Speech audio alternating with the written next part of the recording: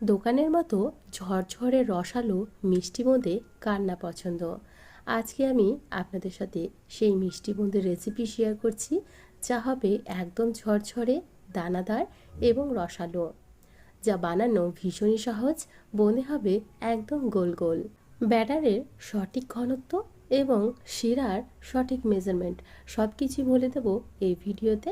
ভিডিওটি শুরু থেকে শেষ পর্যন্ত দেখার অনুরোধ রইল। আমি সীমা, আপনারা দেখছেন টেস্টি ফুড উইথ সীমা। তো প্রথমেই আমাদের প্রয়োজন বেসন।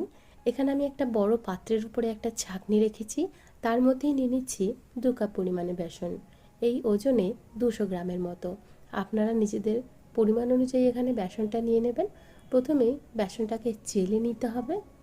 সঠিক বোঁদে তৈরি করতে গেলে কিন্তু বেসনটাকে অবশ্যই চেলে নিতে হবে।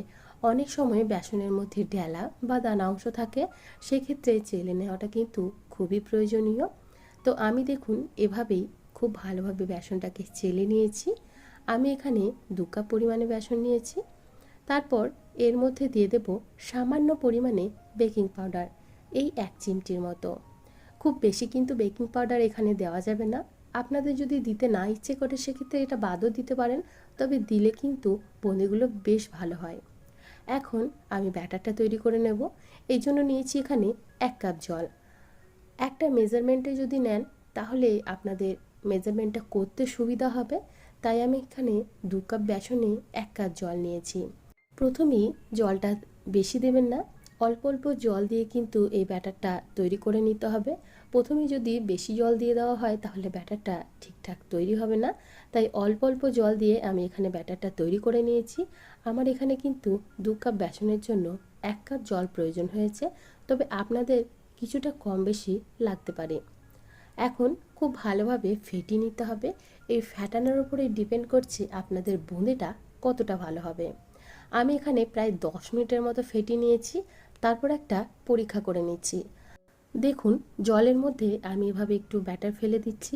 ব্যাটারটা কিন্তু জলের মধ্যে ডুবে যাচ্ছে, তার মানে আমাদের ব্যাটারটা কিন্তু ঠিকঠাক এখনও তৈরি হয়নি।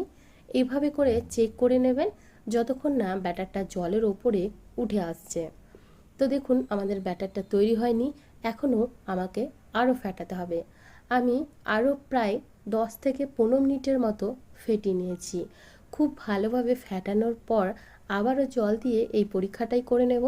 দেখুন এখন একটু ব্যাটার আমি জলের মধ্যে দিচ্ছি, সাথে সাথে কিন্তু ব্যাটারটা জলের ওপরে ভেসে উঠছে, তার মানে ব্যাটারটা পারফেক্ট হয়েছে। তো এভাবেই আপনারাও ঠিক করে নেবেন যে ব্যাটারটা কতক্ষণে পারফেক্ট হচ্ছে। যতক্ষণ না বেসনের ব্যাটারটা এভাবে জলের ওপরে ভেসে উঠছে ততক্ষণ কিন্তু এই বোঁদের ব্যাটার পারফেক্ট হবে না। এখন ঢাকা দিয়ে রেখে দেব প্রায় 30 মিনিটের মতো। 30 মিনিট পর আমি এখানে আবারও ব্যাটারটাকে নিয়ে নিচ্ছি। এখন আপনাদেরকে ঘনত্বটা দেখিয়ে দিচ্ছি। দেখুন ঘনত্বটা আমার এখানে ঠিক এরকম রয়েছে। ওপর থেকে ফেললে সাথে সাথে মিলিয়ে যাচ্ছে না, একটু স্টে করার পর এই ব্যাটারটা মিলিয়ে যাচ্ছে। এইরকম ব্যাটার তৈরি করলে বোঁদে হবে একদম গোল গোল। আমি এখানে 2 রকমের বোঁদে তৈরি করব, একটা লাল একটা হলুদ। তো একটু ফুড কালার মিশিয়ে একটা লাল ব্যাটার তৈরি করে নিচ্ছি। আপনারা চাইলে এখানে ফুড কালার না মিশিয়েও ব্যাটার তৈরি করতে পারেন, তবে একটু লাল বোঁদে মিশ করলে দেখতে ভালো লাগে। আপনারা চাইলে কিন্তু এখানে সবুজ বোঁদেও তৈরি করতে পারেন। আমি এই 2 রকমেরই তৈরি করব। অল্প একটু ফুড কালার একটু ব্যাটারের মধ্যে মিশিয়ে নিয়েছি, যেহেতু লাল বোঁদেটা বেশি তৈরি হবে না তাই অল্প ব্যাটারের মধ্যে মিশিয়ে নিয়েছি। এখন কড়াইয়ের মধ্যে তেল নিয়ে নিচ্ছি। তেলটাকেও ঠিকঠাকভাবে গরম করতে হবে। যদি তেল কম গরম থাকে সেক্ষেত্রেও বোঁদে ঠিকঠাক তৈরি হবে না, আবার যদি বেশি গরম হয়ে যায় সেক্ষেত্রেও ঠিকঠাক হবে না। তেলের টেম্পারেচারটা এরকম হতে হবে যাতে এক ফোঁটা এইভাবে ব্যাটার দেওয়ার পর সাথে সাথেই উঠে আসছে, তখন আমাদের তেলের টেম্পারেচারটা ঠিকঠাক থাকবে। এখন বোঁদেটা তৈরি করে নেব। এরকম ছান্তা সবার বাড়িতেই থাকে। তো এভাবে ছান্তার ওপরে ব্যাটারটাকে নিয়ে নিচ্ছি। দেখুন কত সুন্দরভাবে বোঁদেটা তৈরি হচ্ছে। একদম গোল গোল বোঁদে আমাদের এখানে তৈরি হবে, আর এরকম ছান্তা সবার বাড়িতেই কম বেশি থেকে থাকে। তাই এভাবেই এই ছান্তার মধ্যে দিয়েই আমি বোঁদেটা তৈরি করে নিচ্ছি। আর এই ছান্তাতেও কিন্তু বোঁদেটা খুব ভালো তৈরি হয়। তো আস্তে আস্তে এই বোঁদেটা পড়তে থাকবে এবং দেখুন কত সুন্দরভাবে গোল গোল বোঁদে আমাদের এখানে তৈরি। বেশি ঝাঁকাঝাঁকি করবেন না, তাহলে কিন্তু বোঁদের লেজ বেরিয়ে যেতে পারে। এখন একটু ভেজে নেওয়ার পর আমি এই বোঁদেগুলোকে তুলে নেব। খুব বেশি লাল করে ভাজার কিন্তু কোনো প্রয়োজন নেই, সেক্ষেত্রে বেশি শক্ত হয়ে যাবে এবং শিরাটা ঢুকতে চাইবে না। তাই খুব বেশি না ভেজেই আমি এরকম অবস্থাতেই বোঁদেটাকে তুলে নেব। দেখুন খুব ভালোভাবে ভাজা হয়ে গেছে। এখন আমি এই বোঁদেটা তুলে নিচ্ছি, আর একদম গোল গোল বোঁদে আমাদের এখানে তৈরি হয়ে গেছে। আর একইভাবেই আমি লাল বোঁদেটাও তৈরি করে নিচ্ছি। দেখুন কতটা সুন্দরভাবে পড়ছে এবং কতটা সুন্দর গোল গোল আমাদের এখানে বোঁদে তৈরি হয়ে যাচ্ছে। খুব সহজেই কিন্তু ভাজা যায়। যদি ব্যাটারটা ঠিকঠাক থাকে তাহলে আপনাদের বোঁদেও কিন্তু ঠিক একই রকম তৈরি হবে। তো এভাবেই ব্যাটারটা তৈরি করে নেবেন। দেখুন আমার লাল বোঁদেগুলোও কিন্তু খুব ভালোভাবে ভাজা হয়ে গেছে। এখন এগুলো তুলে নেব, আর একইভাবে আমি সমস্ত ব্যাটার থেকেই বোঁদে এভাবেই ভেজে নেব। তো দেখলেনই বোঁদে ভাজা কতটা সহজ, আর কত সহজেই কতগুলো বোঁদে একসাথে ভাজা যায়। একইভাবে আমি সমস্ত বোঁদেটাই ভেজে নিয়েছি। দেখুন একটা টিস্যু পেপারের উপরে সমস্ত বোঁদেটা রেখে দিয়েছি যাতে এক্সট্রা তেলটা চলে যায়। আর বোঁদেগুলো কতটা সুন্দর গোল গোল তৈরি হয়েছে। খুব বেশি কিন্তু শক্ত করে বোঁদেটা ভাজিনি। এখন এই বোঁদেটা শিরাতে দেওয়ার পালা। তো এখন শিরাটা তৈরি করে নেব। যেহেতু নিয়েছি 2 কাপ বেসন, তাই এখানে দিচ্ছি 2 কাপ চিনি এবং সাথে দিচ্ছি 1.5 কাপ পরিমাণে জল। আর বোঁদেটা ঘিয়ে ভাজার ফ্লেভার আনতে গেলে এই শিরার মধ্যেই দিয়ে দেব 1 চামচ পরিমাণে ঘি। তাহলে কিন্তু এই বোঁদেটা খেতে আরও দুর্দান্ত হয়ে উঠবে। আমি এর মধ্যেই দিয়ে দিচ্ছি 1 চামচ পরিমাণে ঘি, দিয়ে দিচ্ছি 1 চামচ পরিমাণে গোলাপ জল এবং সামান্য একটু কেশরি ফুড কালার। আপনাদের কাছে যদি জাফরান থাকে সেক্ষেত্রে অবশ্যই ব্যবহার করতে পারেন।